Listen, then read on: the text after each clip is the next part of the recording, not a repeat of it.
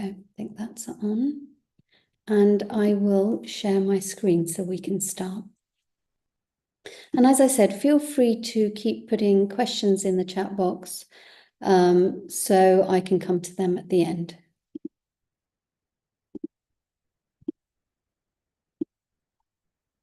Will you be able to see that?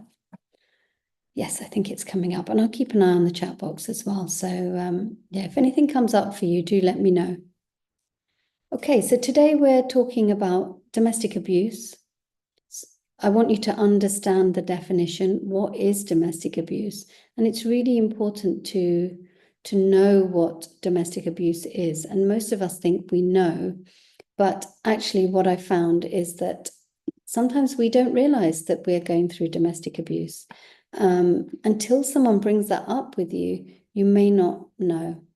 And then once you realize that, that you are going through abuse, what can you do to deal with it? So those are the topics that I'll be covering today. And as I said, it's quite a difficult session, but an important one, because if you understand what you are going through, sometimes it gives you self-awareness. It makes you realize how difficult it was. And sometimes people feel that, it was their fault. And I think it's understanding that it isn't your fault. The stats, as you'll see on the screen, 1 woman in 4 and 1 man in 6 will experience domestic abuse over the course of their lifetime. So that is quite high. 2.4 million adults experienced domestic abuse in 21-22. And every 30 seconds, the police receive a call for help. And there is an increase in domestic abuse related crimes being reported, which is a good thing. And I wonder whether that increase is now that people are actually reporting it, whereas before maybe it was hidden. So what is domestic abuse? It's a pattern of behavior on the part of the abuser designed to control their partner. Anyone forced to change their behavior because they are frightened of their partner or ex-partner's reaction is experiencing abuse.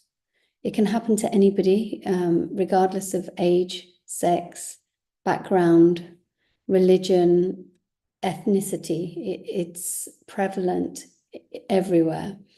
The stats show that most domestic abuse is carried out by men and experienced by women, but it doesn't mean that it doesn't happen the other way. It certainly does. And there is underreporting by men because of maybe the shame involved, but men generally don't report domestic abuse. And maybe that's why the stats look that way as well. It is a crime, and I think that's a really important thing to understand. It's a crime. And the police should deal with it seriously, really. But as we talked about, sometimes the police don't take it as seriously as you would like. Sometimes they're very slow in reacting, and that can cause a lot of problems as well. Spotting the signs, and this is really important. I come across lots of people daily that are trained to spot the signs of abuse, yet when it comes to their own personal life, they didn't spot it happening to themselves. I speak to GPs, I speak to other therapists that are there to spot the signs, surgeons, and when they tell me their story and I say, do you realize that you've been going through domestic abuse? It's very hard for them to accept. And this is also a personal story as well, that I didn't realize that I was going through domestic abuse during my marriage. And it was only when somebody else pointed it out to me that I realized that I'd been through that as well. So professionals don't understand that this is happening to them too. I'm going to list some of the signs to look out for. If you can answer yes to one or more of some of these questions, then it's likely that you have suffered some form of domestic abuse. So is your partner jealous and possessive? Is he or she charming 1 minute and abusive the next? Does he or she tell you what to wear, where to go, who to see? Do they constantly put you down? Do they play mind games with you and make you doubt your judgment? Do they control your money, make sure you're dependent on them for everyday things? Are you starting to walk on eggshells to avoid making them angry? Do they control your access to medicine, devices, care that you need?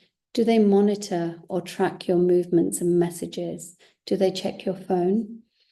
Do they use anger or intimidation to frighten and control you? So these are just some of the signs. And if you can say yes to one or more of those, it's likely that you are going through abuse.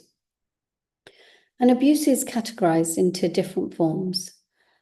So there's physical abuse, and that's the one that everybody knows. It includes violence, physical violence against you, not only hitting, but it can be restraining you. It can be throwing objects at you, pinching, shoving, and then possibly claiming that it was a joke. It wasn't serious. They were just messing around, or they were trying to get you to do something. Maybe it's your fault that it happened. But physical abuse, most people will have come across. You get the emotional, psychological abuse, which is verbal, name-calling, threats, manipulation, blaming you for the abuse, gaslighting you. And gaslighting is when someone manipulates you using psychological methods into questioning your own sanity. And so I get a lot of people saying to me, I spent years thinking that it was me, or that I wasn't strong, or I didn't do things properly, or I was a bad wife or bad husband. And that's because the other person has gaslighted you, manipulated you into feeling that way. So we've got economic abuse and financial abuse. It's the same thing, controlling your access to money or resources. They might take your wages. They might stop you from working. So some people, I find, the other person isn't working, you're doing two jobs, and your income is taken away from you at the end of the month. And so you don't have access to funds, even though you're working. And sometimes some people are stopped from working because actually it gives the person committing the abuse, it gives them more power over you if you're not working, if you don't have your own resources. It also dents your confidence and self-esteem, which then sort of leads to a further cycle of abuse. Sometimes people are putting debt, and I'm seeing this more and more, where, say, for example, one person's a gambler, and they've got these debts, they've got gambling debts, and what they do is persuade the other person to pay off the debts and get a credit card in their own name or a loan in their own name, sometimes putting a charge on the family home under duress, just because they want that debt off their plate, really, and added to the mortgage or paid off when the house is sold. Sexual abuse, it doesn't have to be physical. It can be manipulating you, coercing you into doing things you don't want to do. And of course, it could be rape as well, sexual abuse. There is coercive control, and this is where a person uses a pattern of behavior over a period of time to exert power and control over you. And it is a criminal offense, but sometimes you don't notice it happening. It happens so slowly that you don't notice that you are suddenly being controlled. That person maybe is dominant and really wants to have control over you. So that can be abuse as well. Again, I've mentioned financial abuse there, and it's a way of controlling a person's ability to acquire, use, and maintain their own money and resources. And it takes many forms, as I mentioned. So do look out for that as well. Sometimes abuse can carry on even though you're separated. So financial abuse could be where, for example, you might have children and the other person withholds child maintenance payments because they know that you will struggle, and they know that that struggle is a form of control over you still. Recently, we see a lot of tech abuse. That's coming up a lot more these days. Tech abuse can be sending abusive text messages, demanding access to your devices, tracking you with spyware, and I think you mentioned this, one of you as well, sharing images of you online. I've recently seen a lot of situations where people are hacking into emails, hacking into Wi-Fi. So really important that you keep your privacy strong. So change all your passwords, maybe have a new email address. If you feel like there is something going on, get it investigated. We recently found out somebody was hacking into Wi-Fi, and everything that was being done on a laptop was that person had access to. So check your iCloud. Is it syncing with your partners? Do they have access to all your passwords so that you can stop some of this abuse happening? It is a crime, and the first thing you need to do is speak to the police. I know it's really hard to do. Call 999 if there is an emergency. Don't wait till you feel completely unsafe and there's, something sort of bigger happens. It's okay as long as you feel threatened, you feel intimidated, or the person's being aggressive, you may need to call the police. The police may attend at the scene if they believe that they need to come along to protect a person's safety or protect you from further abuse or violence. They may arrest the person responsible. It might be that they don't arrest the person and they just say, look, this is a domestic situation and one of you needs to leave.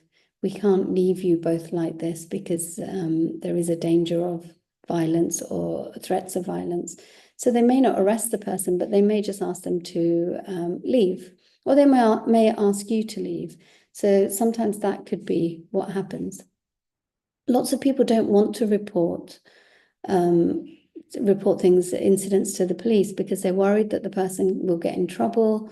They're worried that they might lose their job. Maybe they're worried that they don't want the children to see that person being arrested, or they don't want the children to hate them when the other person says, it was your fault that you got me arrested. And when somebody has committed a crime, it's not your fault. It's the consequences of their actions. And I do understand why people hesitate in calling the police. But sometimes it's really important to do because later on, if you need to prove the abuse, if you need to have evidence that these situations occurred, how are you going to do that if you don't report them to a third party? Obviously, the police will make a report. They will say that there was an incident and they were called out, and they will write down what the result was. The other person may get charged. They may not. But almost you have to sometimes do this to be able to protect yourself in the future, because you may want to protect the children. And if you're, obviously making a report, then this can be used against the abuser. And obviously we know that sometimes people will use it anyway, even if it wasn't true. But if you make that report to a third party, then at least you have got evidence that you reported something that happened. And especially if you're reporting it at the time that it happened, the police may have attended, they may have seen what was going on, and they've noted it down, which is really important. There's various laws and policies in place to protect victims and survivors of abuse. So there was a new act, the Domestic Abuse Act in 2021, and it introduced a new definition of domestic abuse, which is great because people believed that domestic violence was all there was. We now know that there's lots of different types of behavior that comes under domestic abuse. So it's great that now there is a greater definition, because sometimes a verbal abuse can be, equal to physical abuse. You can also report things to your GP if you don't want to report it to the police, but be aware that the GP may still report to social services. They may be, they're under a duty to let social services know if they believe a child is at risk. So they may report the matter to social services. People don't want social services to be involved, and that's why sometimes they stop themselves from reporting it. Social services are on your side if they believe that you are able to protect the child. if that is the case, don't be scared. They're not going to necessarily take the child away from you, but you will have to show that you are protecting the child if there is a risk. If you don't think it's an emergency, you can report the abuse online. So you can go onto 101 and report it online, or you can call 101 and report it on the phone. Some people will go into the local police station and report it. And you may say, I don't want any action taken, I just want it noted down. But be aware that sometimes when you report something, you may not want action taken, but the police may be worried and they may take action anyway. Once it's in the police's hands, sometimes you don't have a choice. They may take it further. Often they won't, because they need your testimony to be able to take it further.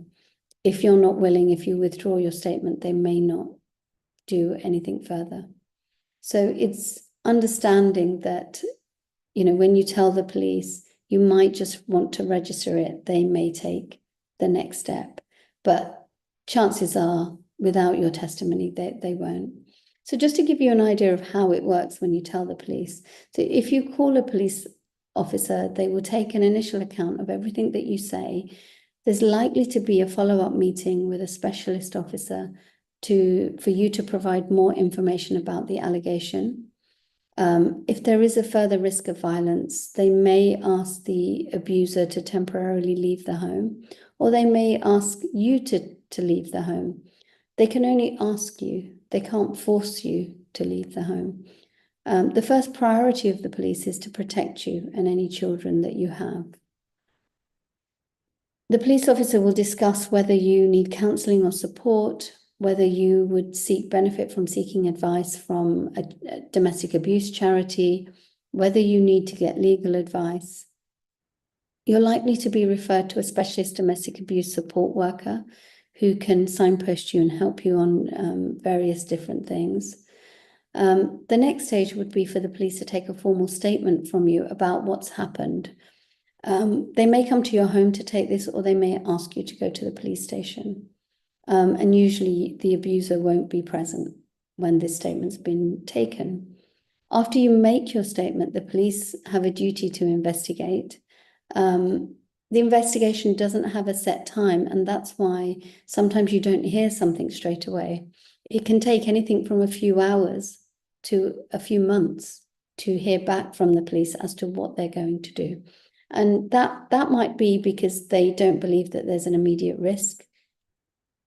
It may be that they've got a lot of backlogs and they've got a lot of other work to do, and so therefore there is a delay. If the police decide, they may arrest and interview the abuser about the offence at the police station. They may decide not to arrest the person, and there may not be an interview necessary, but sometimes they will arrest the person and interview them. They could be held in police custody for up to 24 hours. Again, sometimes they're not. They're spoken to and cautioned and they're free to go. But if they do decide to arrest somebody, they can hold them. You should be notified by the police once the suspect has been released. So if somebody is arrested, they've been abusive, you've called the police, they get arrested, they're kept in police custody. As soon as the police have dealt with them, it may be they're not charged, but they allow them to leave the police station, you should be notified. In practice, they're not very good at doing this. Once they're released, it's common for the suspect to be given bail conditions, which means they're released under certain conditions and required to attend at the police station at later dates, so the police can keep a track on them. And there's different conditions that could be given. It could be that there's no contact with you via any means. They can't instruct somebody else to contact you.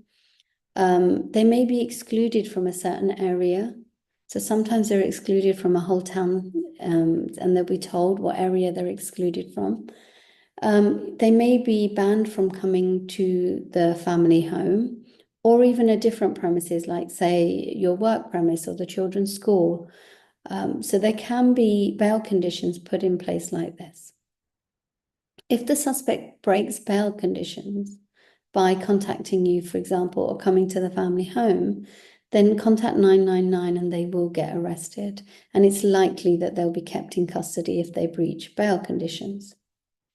Once the investigation is complete, the police may decide to charge the person with a criminal offence, and you'll be told if they decide to do that.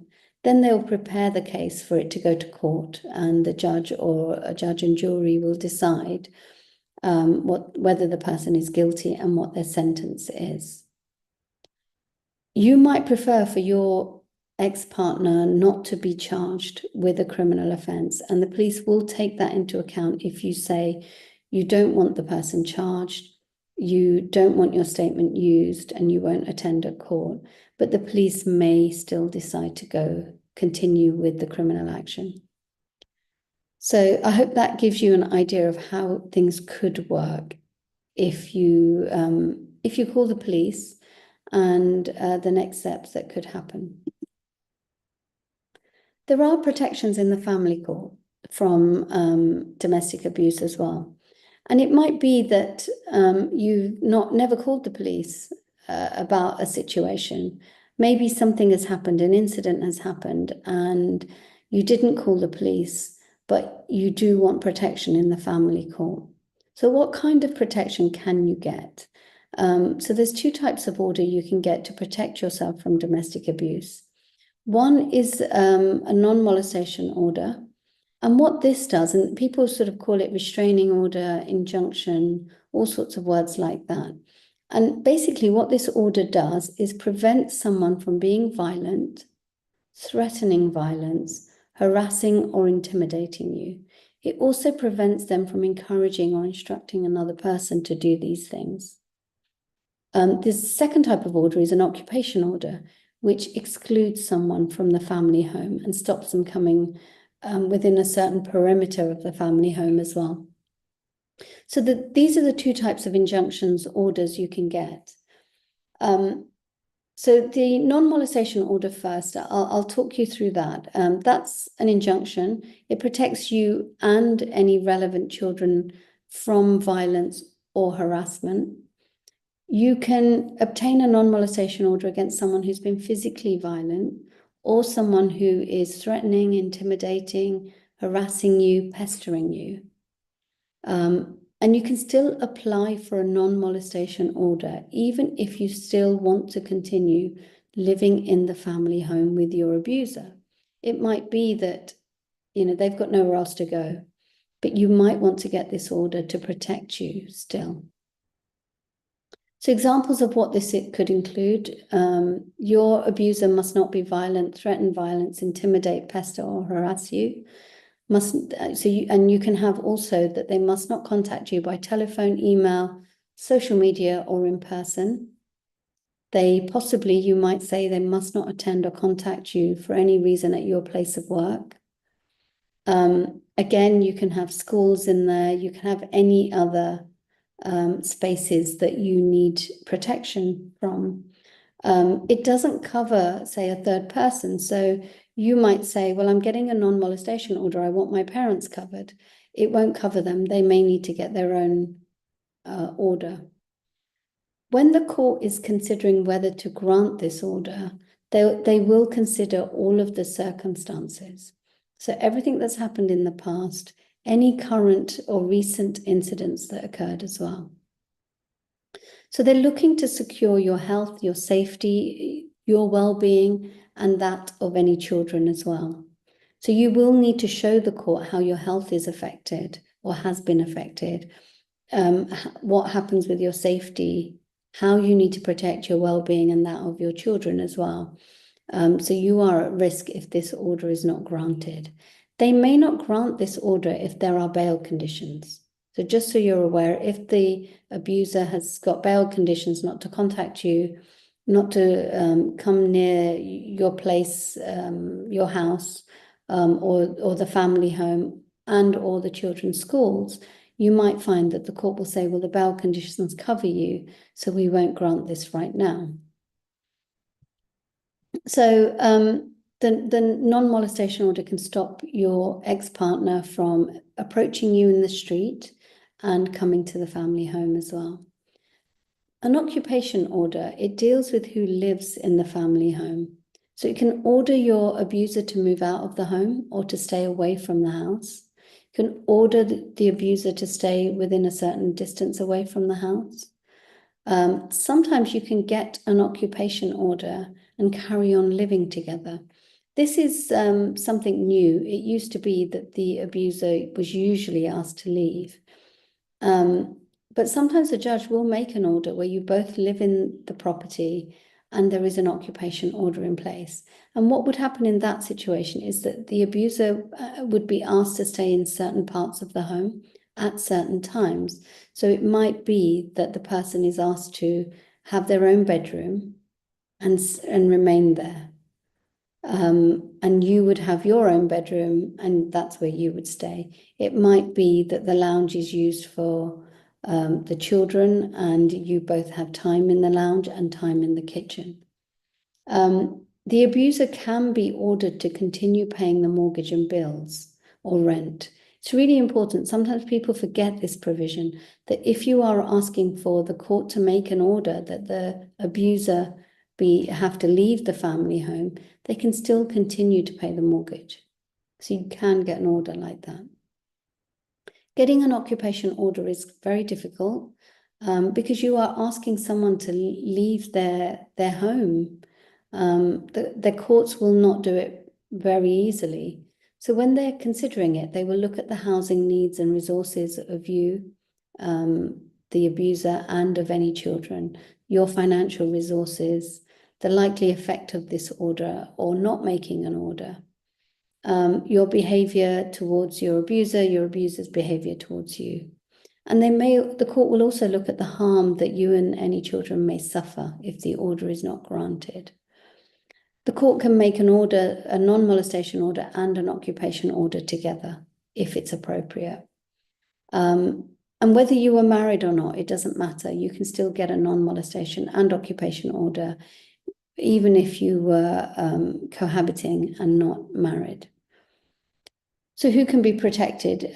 You can be protected yourself and any relevant child under 18. So you need to think about who you need protecting as part of this. You can make a non-molestation order. Can you keep yourself on mute, please? Just so it doesn't disturb the rest of the people here. I'll try and put you on mute if I can. So you can ask for a without notice order.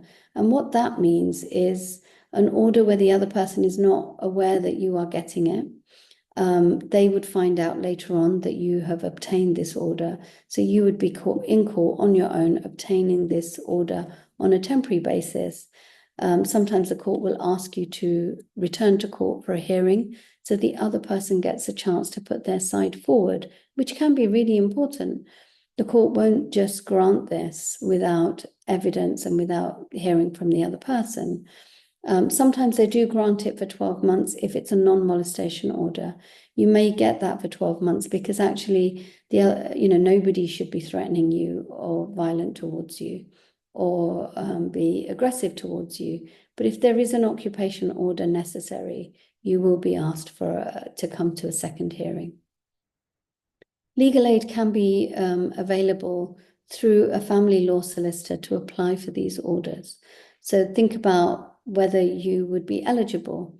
The eligibility would be based on your income and your capital, your savings.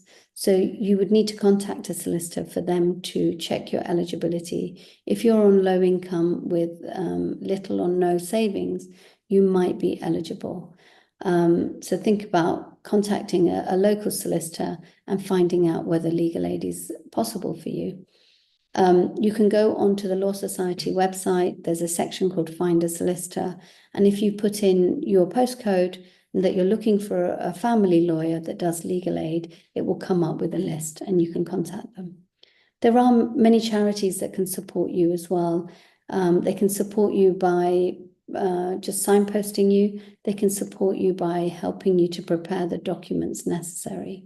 So there's so many charities, but the NCDV can help you with the application and give you instructions on next steps. Okay, so what other support is out there for you? So you might be in a situation where you are experiencing abuse, but you don't want to call the police for various reasons.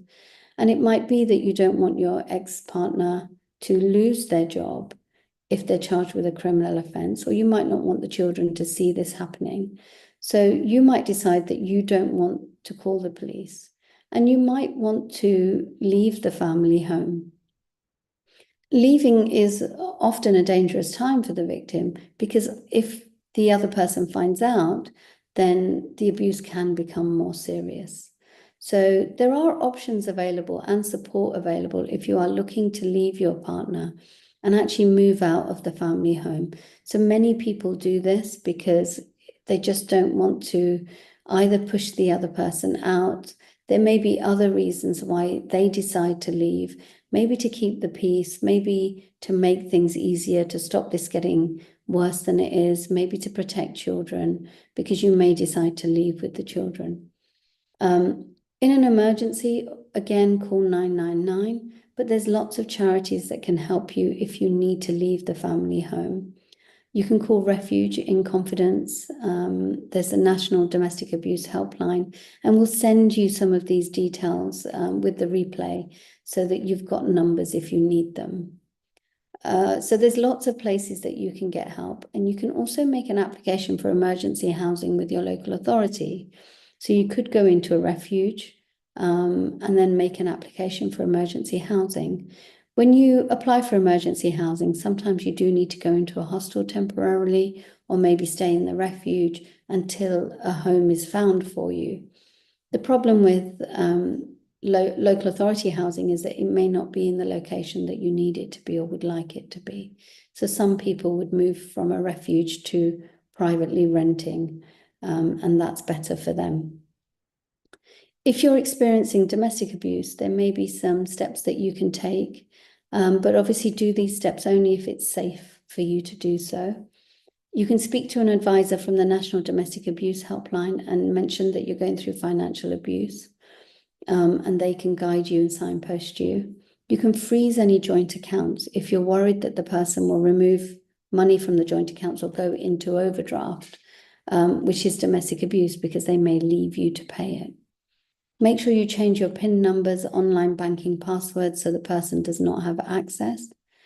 Be clear of what is in your name and what isn't. So joint assets, tenancy agreements, mortgages you might have, bank accounts, credit cards. Start to get really clear on your situation so we can protect you in any way that is possible.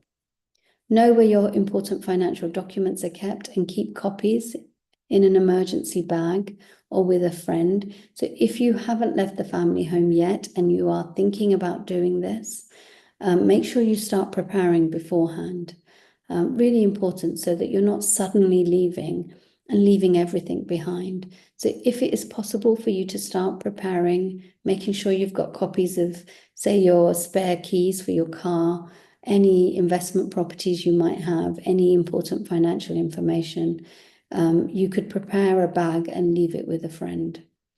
But consider talking to free services such as Citizens Advice Bureau, Step Change, the Money Advice Service, to work out what other options are available for you. You might be entitled to benefits, and you can check that on a benefits calculator, which you can find online. So you'll know the benefits that you could be entitled to, which can help you as well. There is the initiative called Ask for Angela, and it seems to be growing at the moment, which is great. So retail businesses, pharmacies, bars, clubs, and other licensed businesses are all recognize the Ask for Angela initiative. If you feel unsafe, vulnerable, threatened, you can discreetly ask staff, venue staff, for help. And what you would say is, I want to speak to Angela.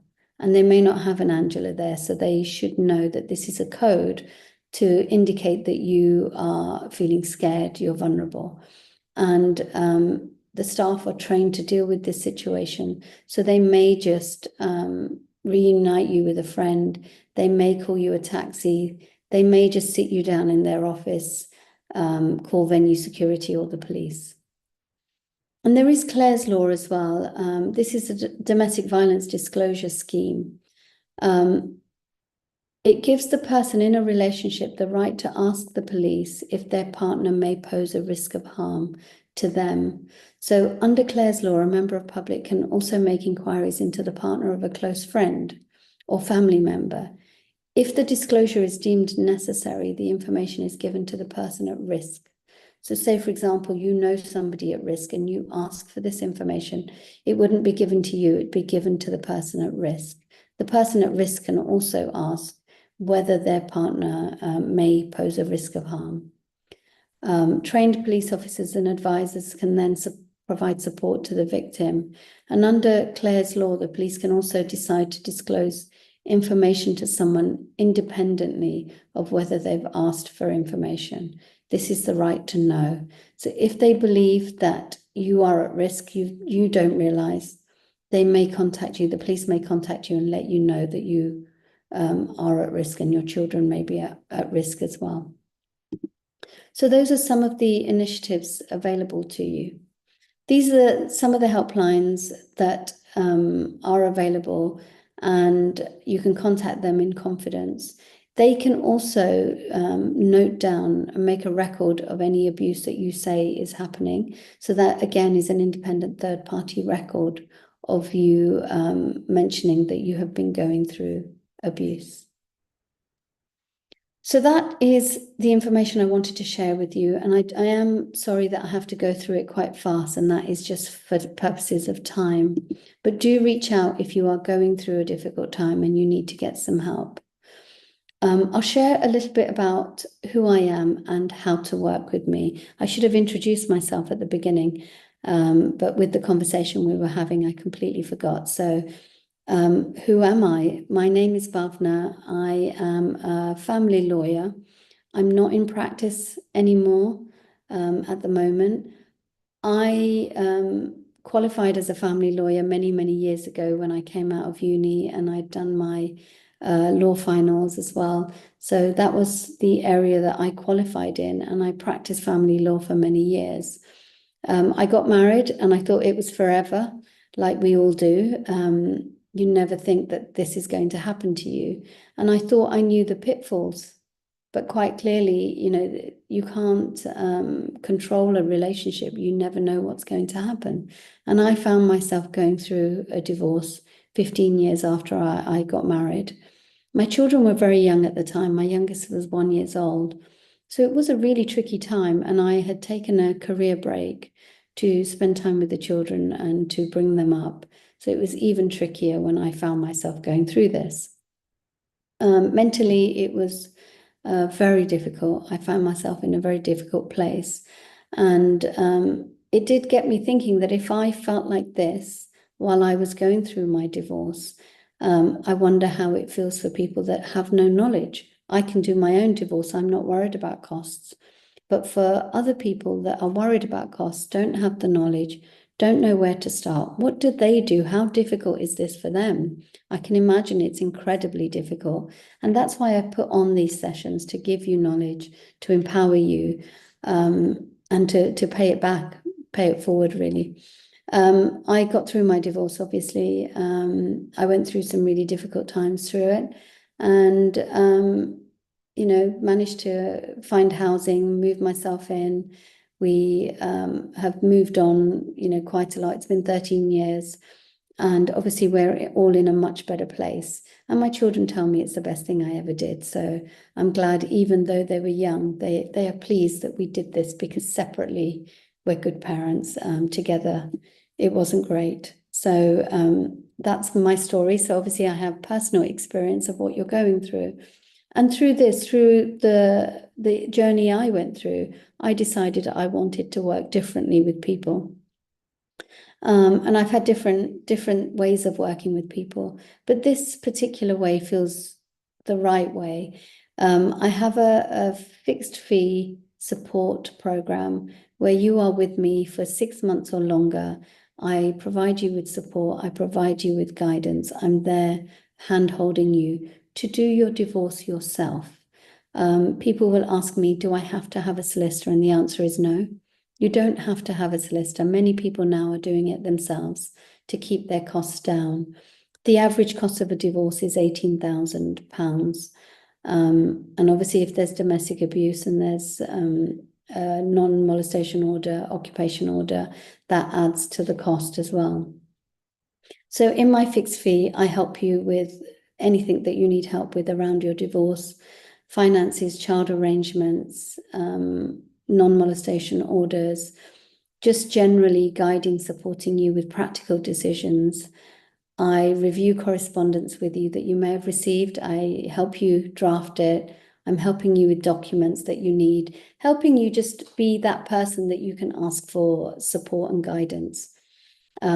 We do your divorce application, financial proposals, look at settlement options, really build that settlement option with you so that you understand it, it's viable, and it's an option that works for you. It does come in a group, which actually the ladies in the group, the current group that I have, they find it hugely beneficial. They love being in the group. It's really supportive. And I bring other experts to you, like financial advisors, mortgage brokers, therapists, to support you as well. So it's an amazing space, and I do love working in that space. I have run men's groups as well, like it, and it's been worked really well for them too. At the moment, I have an offer. The fee is always fixed, regardless of the amount of help that you need. And it's for a period of 6 months. If you need help for longer, it then goes on to a month to month until you don't need me anymore. At the moment, if you start now, then you get August for free, and we can get lots of preparation, lots of research done, get you ready for moving this forward. And your 6 months would start from September. So effectively, you're now getting sort of 6.5 months, maybe slightly more, for the same cost. So do reach out to me if you think that you would like to know more about the program. And I'm certainly happy to have a chat with you. So I wanted to give you a quick client story. I know that we've gone slightly over time. So this was a client that worked with me, and I'll call her Sophie. She had actually worked with a solicitor prior to coming to me. She'd already spent £27,000, which is a shame that she'd spent so much money. During this time, she didn't really feel supported. She didn't understand what was happening. The solicitor was doing things. She felt lost. Nothing was explained to her. She didn't really feel like she was getting options given to her. Solicitors often see this as there's one process. I see this as you tell me where you need to get to and how it needs to be, and we find a way. She still had to resolve finances. She was nowhere near resolving things, and child arrangements weren't agreed either. And she'd already spent a lot of money. She was living with her ex-husband and her mother-in-law and her 2 children. Things were really toxic at home and very, very difficult. Her ex-husband didn't want to leave. She didn't want to leave. And so they continued to live in this toxic environment while they were going through their divorce. Unfortunately, sometimes these things happen where things had been really difficult and an incident happened and the police were called, and there'd been abuse previously as well. But they were hoping to be able to get through this because neither of them wanted to move out. The police were called, and actually it was a really tricky situation. And the police were not listening to her. So she happened to message me, because with my program, you get messaging support. She messaged me on a Sunday and I saw it, and she was telling me that the police were there, and I called her and I spoke to the police, and I was able to sort the situation out. And luckily the police saw sense, and her ex-husband was asked to leave the family home.